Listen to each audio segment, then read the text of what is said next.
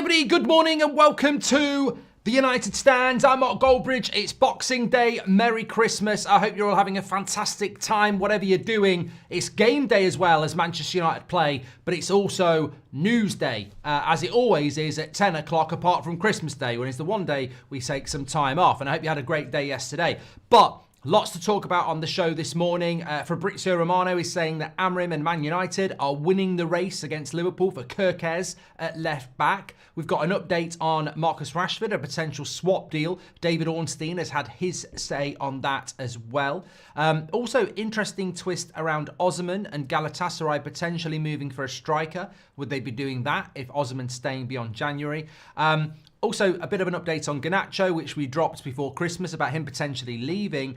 We can give you an update on what we're hearing around that as well. What else have we got to talk about on the show today? Quite a lot. And, fantastic reaction yesterday to the video I did about Qatar. I don't know if it was just a Christmas audience or whatever, but loads of comments on that. Loads of comments in the live chat. People would take Qatar right now. And it just shows you the job that Ineos have got to do. And it also shows you the job that Ineos have to do around this financial fair play bollocks. I mean, realistically, it's just not going to wash. I don't know what Sir Jim Radcliffe thinks he's done.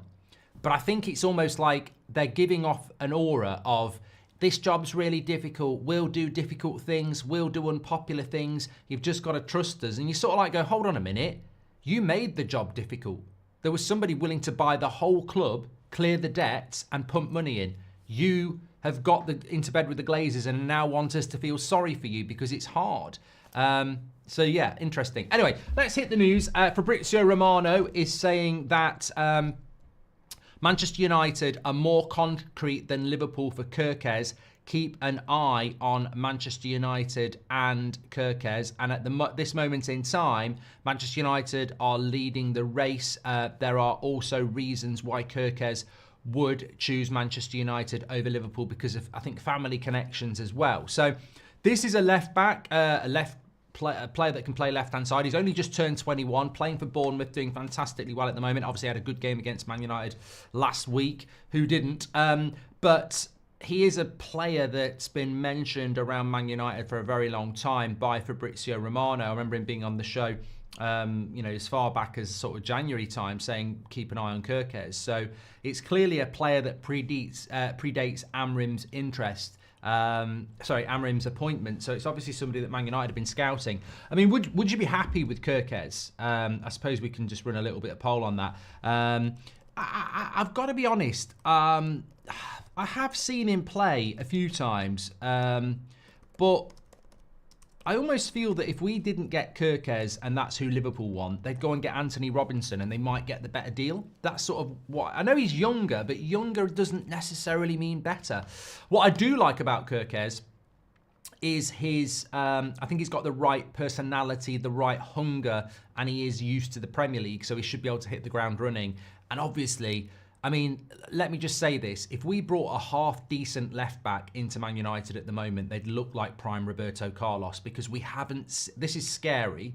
We actually haven't seen somebody play at left-back for Manchester United consistently for over a year. So whoever we put at left-back is going to look like, God's gift to left-backs.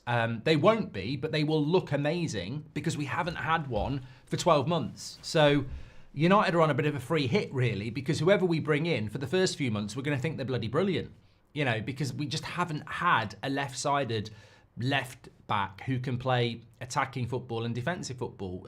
Luke Shaw would be that guy, but obviously he can't stay fit. So I think with KERKEZ, keep an eye on it.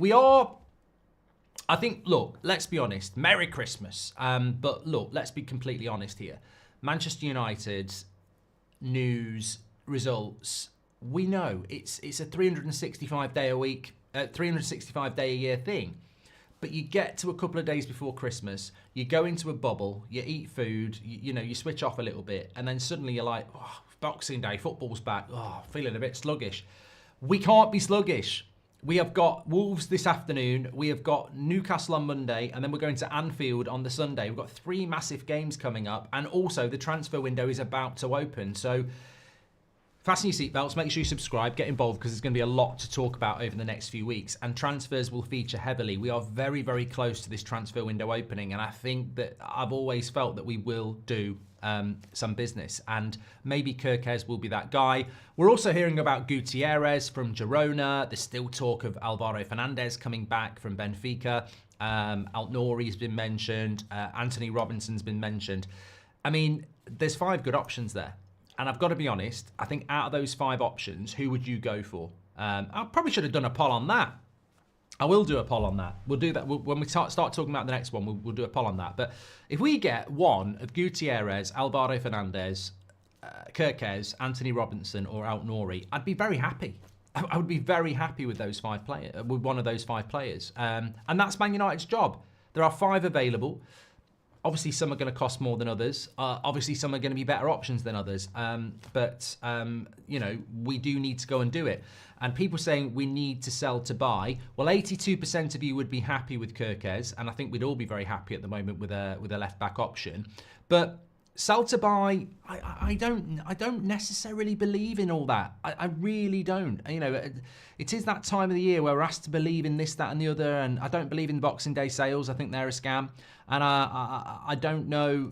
I just don't believe in this FFP nonsense. I really don't. I think that it's just being used like everything else to make us, you know, fall into line under the typical Glazer bullshit of saving money, and I just don't necessarily agree with it. All right, I've spelled all these wrong. There we go. Mike JBA has gifted a membership. Hope you're doing well, Mike, and had a good Christmas. Thank you. Harrison says, Merry Christmas. Unwrapped your book. Get in, says Harrison. Hope you're enjoying that.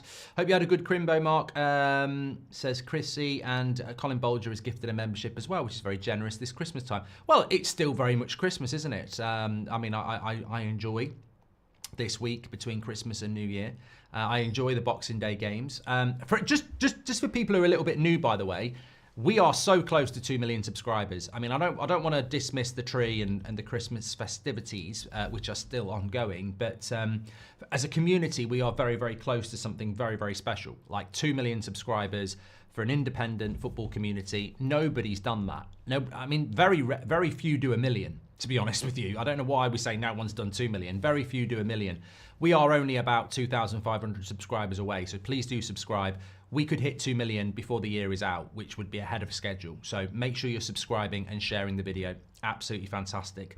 I want to talk about Marcus Rashford next. David Ornstein has given an update. We're going to give you a bit of an insight on Garnacho. If you remember, just before Christmas, I said that it's not guaranteed that Garnacho stays.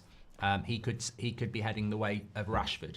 That sort of caught a few people's eye before Christmas, but it's true. And we've got a little bit more of an update around that for you as well.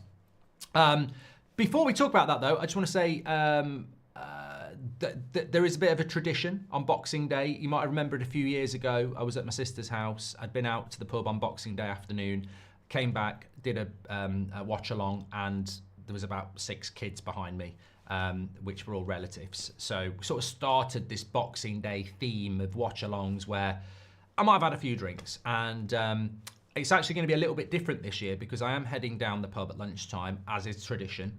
But I will be back at 3 o'clock to do That's Football because we've got a lot of 3 o'clock Premier League games. So I'm going to be on That's Football at 3 o'clock today live. Join me for a Christmas drink. It's a tradition. Don't judge me. It's a Christmas tradition. People will be saying it's a bloody every Friday night tradition on this channel. Well, that may be. So 3 o'clock games live on That's Football. Watch along. That will encompass the countdown to kick-off because we'll have team news. And then at 5 o'clock, we'll go across from there back to here for the United game. So basically going to be live from 3 till about 8 o'clock tonight. Because I'm not Goldbridge Scrooge. On the opposite of that, everybody's off today. So Beth and everyone, there's no countdown to kick-off. There's no fan forum because it's Christmas. So they're all off. So that's why we're doing it like that. But join me for a drink, whatever it is, from 3 o'clock on That's Football, right the way through till 8 o'clock, where we'll be here for Man United against Wolves. Let's talk about Marcus Rashford. Now, there was a ridiculous story yesterday coming out that Manchester United might swap Marcus Rashford for Osimhen. Somebody some people actually wrote articles on this. Some people actually debated it. Now, never say never in the world of football because anything can happen, but please tell me, even when I was 4 glasses of red wine in yesterday and I saw this story, I was like, I just turned to the mother-in-law and I said, she doesn't even like football. And I said, how the hell are Napoli going to afford his wages? And before she could say anything, I had a big rant for 5 minutes. I said, it just doesn't work. Then I got, get a pen and paper and I'll explain it. I mean, I think she was just glazed over from the knowledge I was, basically shouting at her, but she couldn't get a word in. There's just no way that Napoli can afford Marcus Rashford. So these swap deal conversations are interesting in the sense that it's an avenue for Manchester United to remove Marcus Rashford. But we don't know whether Rashford's in the squad today, by the way. I mean, I get nervous every match day at the moment. There's 2 left. If he's not in the squad today and he's not in the squad on Monday, you'd expect him to be gone around the start of January. But if he gets back in the squad, then who knows what could happen. But we're not going to swap him with Napoli because the wages are too big. But this is what David Ornstein had to say. He's suggested that a loan deal could be more sensible for Manchester United and Marcus Rashford, considering the player is not currently playing and earns a very high wage. A January sale is hard to envisage, and a summer move is far more likely to materialise. And of course, a loan transfer would give him the chance to get back on track, rebuild his value before the issue is revisited next summer. And Man United have done this before with the likes of Mason Greenwood and the likes of Jadon Sancho. But look, he did say there's no, it's not necessarily the outcome, but it might be the right outcome. A lot of you were against the loan deal. To be honest with you, I haven't really thought about Rashford at all since we last spoke about it. If he's not in the squad today and he wants to play, then something needs to happen. I think Amorim's in a really difficult position here. Sort of revisiting it in my head without any pre-scripted thoughts. If he was to play Rashford today, Rashford wins. And it's not like Rashford and his camp are going to be going, yeah, we've won. But in my eyes, and I'm sure in your eyes, Rashford wins. If Amorim goes back to Rashford, he wins. Because it's a power play. And Amorim looks weak. You know, we lost to Bournemouth. If Rashford plays today and scores and we win, then people will go, we need Rashford. And then you'd start going, well, the punishment, we lost to Bournemouth without Rashford. So I just think that on the Rashford scenario, Amorim needs to follow this through to conclusion, and conclusion needs to be removing him from the football club because he's not picking him. I don't know whether a loan deal helps, because when you're on loan, you are still a player that is a Man United player. And as much as David Ornstein mentions a loan deal and talks, and people can talk about Greenwood and Sancho, what I remember about Mason Greenwood on loan was bring the star boy back when he's banging in goals in La Liga. And what I remember about Sancho at Dortmund was, he might be playing absolutely shit, but if he does a little bit of a skill move, bring him back. And I don't think a loan deal helps. Marcus Rashford's way more high profile than Greenwood and Sancho. Can you imagine if he goes on loan and starts scoring some goals? So the ideal is to remove him completely. But whether we can do that or not, I don't know. But swap deals, we can't. We need money into the club. He is pure profit. He wants to go. So if he wants to go, it's not our job to remove him. His agent has allowed him to do an interview without Man United. Look, let me just say this.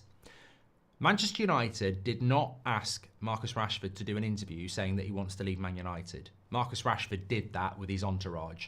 So if you are going to do that interview and then go, I'm not going anywhere, it's your job, well, you're taking the fucking piss, mate. If you're saying you want to go and you want a new challenge, then your entourage should have new challengers lined up. And if they don't, you shouldn't be talking about new challenges, because that's just disruptive. And I'm still lost on this whole, I'm Manc born and bred, I love Man United, I don't want to cause any trouble. Well, doing an interview saying you want to leave and not having any idea where you want to go is just disruptive, and it causes a problem. And we should remember that, because you can't go and do an interview without the manager and the club's knowledge and not have a bloody clue who wants you and go, I'd like to leave. You can't just, put yourself on the market without speaking to the club. So I would hope his entourage and him have something lined up. Because if they don't, then they've shit all over the club and caused a massive problem. We'll have to wait and see what happens in January. Jack says, hope you had a good Christmas. I don't get the people saying KERKEZ isn't the right level for us. Look where Liverpool got Robertson.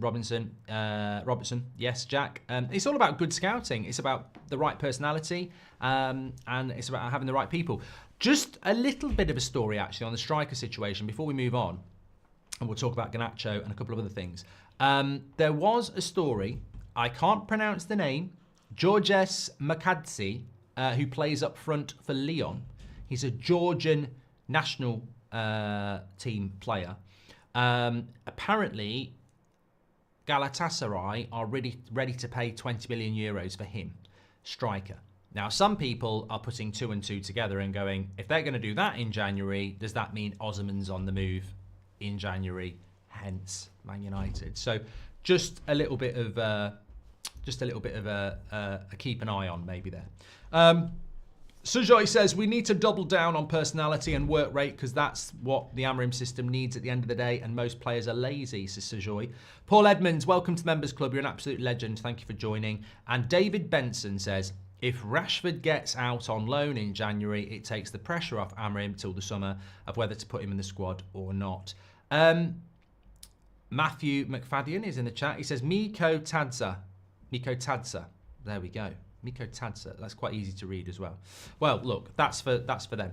I do just talking about taking the pressure off Amorim. I think today's game is really weird. Maybe it's the Christmas vibes, but I think it's a really weird game today. Mainly because a win probably won't put us in the top half of the table, but we've got to get in the top half of the table. I've heard some people saying, I'm not interested in the game today. I might just, play Monopoly with the family. And I'm like, I get that. I get the frustration. But on the other hand, it's probably one of the more interesting games for United because we've got to start climbing back at some point. And a loss today starts to pull you down towards an area you don't want to go.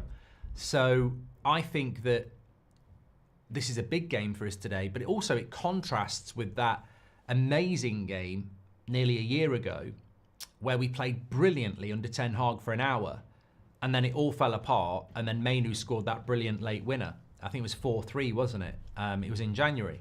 So I don't want to put pressure on Amorim, but we do need to win today. I was sort of thinking about it when I was having my toast, and I thought, what we can't do is fall into this trap of not caring or giving up. Like, we have to win today. This is Wolves who are in the bottom 3. We have to go there and win today. It's not acceptable for the players to drop their standards. I know this team's not good enough, but it's not good enough for what? It's good enough to be... We can't just say, wow, we're rubbish, we're not good enough.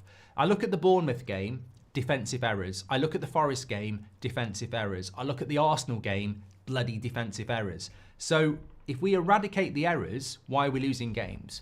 So I don't think it's acceptable today to get beat by Wolves, regardless of it being at the Molineux. I'm looking forward to it, and I expect a Manchester United win. I'm not putting pressure on Amorim. I'm putting pressure on the players. I expect a win. We should be winning this game. Absolutely. Right, let me talk to you about Garnacho. So, will Garnacho start today? I've got my hoodie on. But, look, I said this, I lose track. I said this maybe Monday, which was Monday Christmas Eve? No, it's Thursday today, isn't it? I don't know when I said it. But basically... we were talking about Rashford, and I said, look, in relation to Garnacho, it's not over. Like, there is a resonating story there. Garnacho is not happy about the way he got treated in the Manchester derby. Now, Amorim has admitted that publicly. Is he not happy because he didn't get picked at all? Is he not happy because he's been thrown in with Rashford? It doesn't matter. What does that unhappiness do? Is that unhappiness, critical? Does it mean he wants to leave Manchester United? And what is the interpretation from Amorim's side? So I think I said it on Monday that don't rule out Garnacho leaving Manchester United. Everybody's talking about Rashford at the moment, but there's no guarantee that Garnacho stays. Some people have looked at it from a tactical point of view, probably quite rightly, and said, look, Rashford doesn't suit this system. There is no place for him in this system. He doesn't work as a bench player, but you can't have a bench player worth that amount of money. Conversely, where does Garnacho fit into this system? I don't think he can play the wide defensive attacking role, and can he play as a 10 in this system as well? Garnacho and Rashford probably work best in a Liverpool system or in a Chelsea system where they actually use a winger that doesn't have the sole responsibility of defending. In an Amorim system, if you play on the wing, it's also your responsibility. There's no fullback behind you. That's your job. And if you play as a 10, you're not allowed to drift wide. You have to stay central. So there literally might not be a position in this team for a Rashford or a Garnacho, and that could be a reason to move them on. There's also the reason they got dropped for Man City, which was nothing to do with their adaptability. It was to do with things that had gone off the pitch. So it's not, what I'm saying is, and I say it with total honesty, it's not set in stone that Garnacho will be a Man United player next season. It isn't, and that hasn't changed. Now, will he start for Man United today, or will he be on the bench as well? Because I think if he's on the bench again today, when Rashford's probably not going to start, when Xerxes not been playing well, when Mason Mount's injured, that doesn't bode well for Garnacho. So all I'm saying is that I think people think Rashford's going and Garnacho's going to be given a chance. I think he will be given a chance, but it's how he responds to that chance, and it's where he fits into that chance. So again, here is another player that represents pure profit. Probably more pure profit than Rashford, because he's not on 325k a week and he probably is worth more. So I don't want Garnacho to go. I put a tweet out yesterday about this picture of Mainu, Rasmus and Garnacho sat on the advertising board at Old Trafford. And at that time, everybody was, oh, look at these players. You look at it now, all three of them have had a lot of stick. We need to get on track with what this football club is all about. And I want us to be building around Garnacho, Rasmus, Ahmad and Mainu. I want the fan base to be getting behind them. But we need to see a little bit more. Like, you can't just be a young player at Man United. As much as I always will try and back them, you can't just be a young player. You've also got to be a talent. And I think that in games like today, where there are issues, there are always issues. You've got people like Rashford, Casemiro not playing, Bruno, he's been scrutinised. I think these players need to start stepping up a little bit as well. We're going into another calendar year now. But look, as I said, I wouldn't say it's off the table that Garnacho leaves Manchester United. I don't want it to happen, but all the warning signs are there in relation to position. He's already been left out once. He could be on a final warning. How does he react to that? They're all relevant points. David Benson, thank you very much for your thing. I can't speak, says I forgot about that bloody picture, Mark. Well, I saw it yesterday because one of my mates bought it for his nephew because he likes those players, and I was looking. He sent me a picture of it, and I was like, that's not even a year ago, and they're still 21, 20, and 19. Like, not many clubs have three talents like that. Now, I'm not saying they're all going to achieve it, and I'm not saying they're all playing brilliant, but we have got talent there, and we should be doing our best to get the best out of it, 100%. What else did I want to talk to you about? There was something I've completely forgotten. My nose is itching. Wait a minute.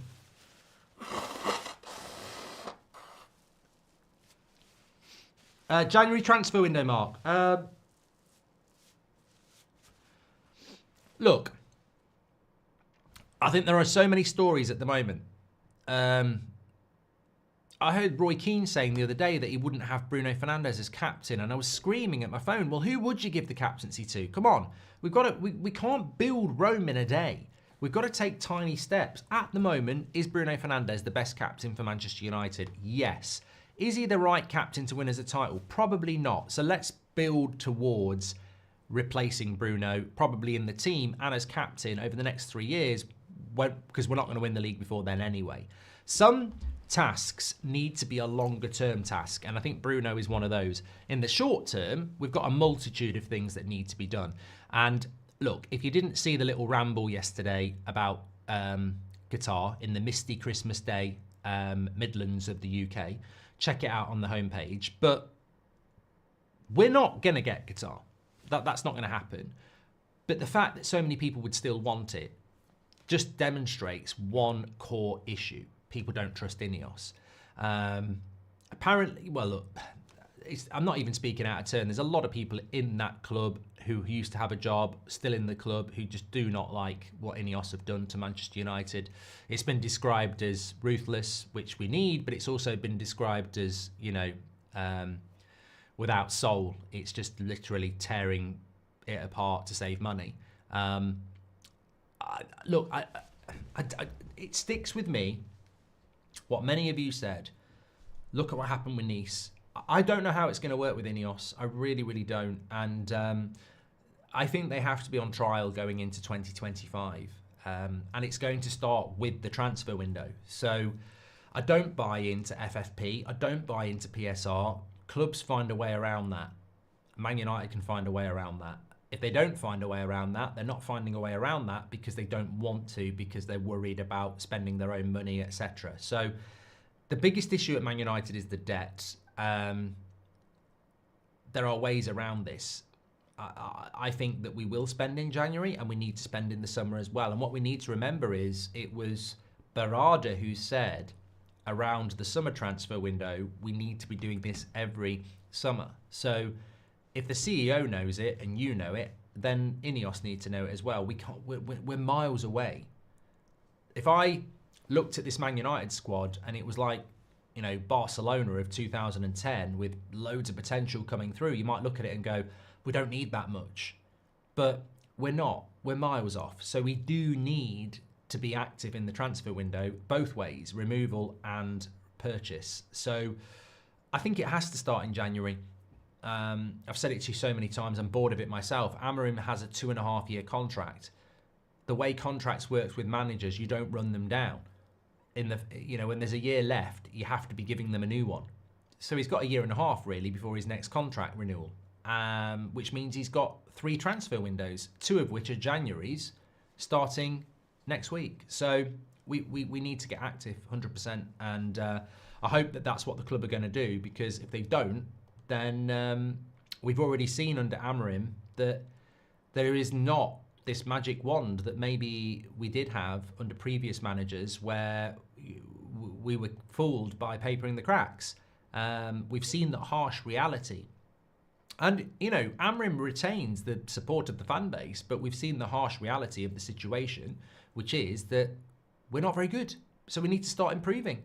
And we're not very good because the coach isn't very good. And we're not very good because the coach hasn't brought his own coaches in. We're not very good because the players aren't very good. Do you think Sancho would work in Amorim's newer style of play? Says Ricky. Rashford head is not in the game. My mate is going through breakup. Ahmad for captaining. Ricky, that's just like 4 massive different things you've said to me there. Ahmad's not a captain. Sad about your mate going through a breakup. Rashford's head's not in the game. Do you think Sancho would work? I don't, Ricky. I can't. I'm not talking about Jadon Sancho. Like I've said this so many times. He doesn't play for Man United anymore. We can't recall him. He plays for Chelsea. He's happy in London, and Chelsea aren't going to finish outside the top half of the table, so he'll sign for Chelsea. Not a Man United player. That's a lot of eggnog, says Gavin. Yeah. I mean, Sancho. I don't understand. Well, I do. Oh, come all ye faithful is a Christmas song, and you're all very welcome, and there is different levels of understanding of the game, and it can get frustrating when some people are absolutely obsessed about Man United and understand everything, and some people dip in and don't really understand. So with all due respect, some people might not understand that Jadon Sancho's loan is an obligation to buy. And that obligation to buy is £25 million if Chelsea finish in the top half of the table in May. Chelsea are in a bloody title race. They're going to finish in the top half. So it's 25 million, Sancho, gone. That's how it works. And also, it's this arrogance that people think that we are some sort of authority where Jadon Sancho's waking up in his Man United pyjamas crying every night that he's got to go and work at Chelsea. Sancho doesn't want to be at Man United either. We need to stop living in the past. This is why I'd be very, very happy once Rashford's gone, because then people can piss off with him who are obsessed with him and we can actually move on. But even then, it's going to take time. We need to build something new.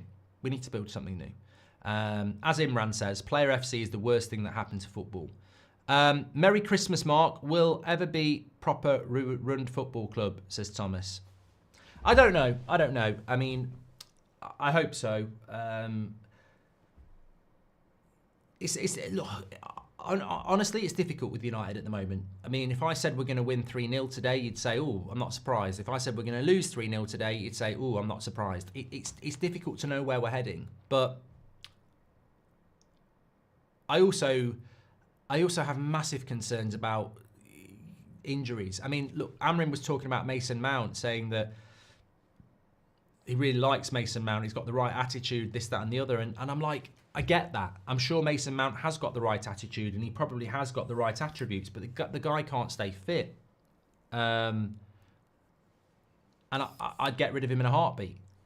So I think there's just so many avenues to wander down. But what we absolutely do need to do is bring in somebody who's left-sided. Now, we had a bit of a poll going on.